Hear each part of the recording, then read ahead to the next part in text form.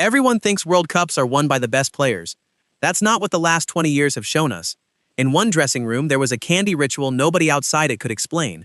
In another, there was one man carrying a country that never learned how to carry itself. Both teams had generational talent. Only one of them had a team. This is the story of two locker rooms, and why one of them became legends while the other became a warning. Let's start with the warning. Brazil, 2014. Home soil, a nation that hadn't hosted a World Cup in 64 years. Expectation wasn't just high, it was suffocating. And Brazil had a plan for that pressure. Give the ball to one man. Let Neymar carry it.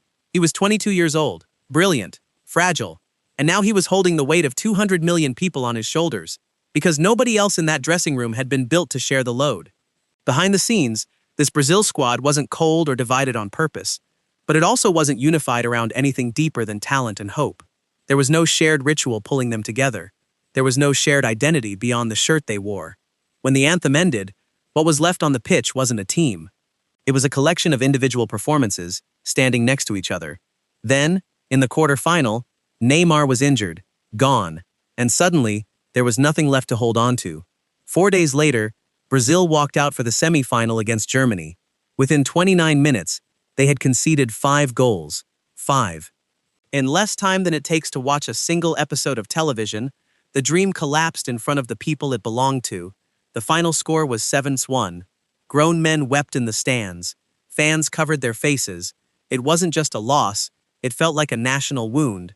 And here's the part almost nobody talks about. Brazil didn't lose because they lacked talent. They lost because talent was the only thing they had. Now, rewind. Different country, different story. Same tournament, 8 years later. Argentina, 2022. And this time, something was different before a single ball was kicked.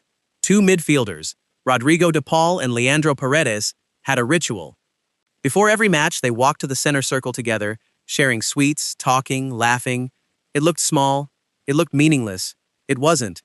That ritual had started a year earlier, in a different tournament, when nobody was watching, and they kept doing it, not because it was lucky, but because it was theirs. A private language between two players who trusted each other completely. They weren't the only ones. One player journaled before matches, saying it was the only place he found peace before pressure. Wives and mothers followed their own repeated routines, match after match, refusing to break the pattern. And through all of it, the manager, Lionel Scaloni, had built something Brazil never had, a squad where the culture came first and the talent slotted into it, instead of the other way around. Even Messi, the best player alive, the man everyone expected to be the whole plan, wasn't the plan. He was part of one. So when the pressure came, and it always comes, Argentina didn't fracture. They bent, they struggled, they nearly lost the opening match of the entire tournament, but they didn't collapse. Because underneath the football, there was something holding them together that had nothing to do with football at all. By the final, Argentina and France went to penalties, the most isolating, individual pressure in the sport. One player, one ball, one goalkeeper, in front of the entire world. And still, Argentina didn't flinch. Not because their players were braver than Brazil's, but because they had rehearsed trust, together, hundreds of times before it ever mattered. Here's the real difference between these two stories. Brazil built a team around a superstar. Argentina built a culture, and let their superstar live inside it. One country gave one man everything to carry. The other made sure no one ever had to carry it alone.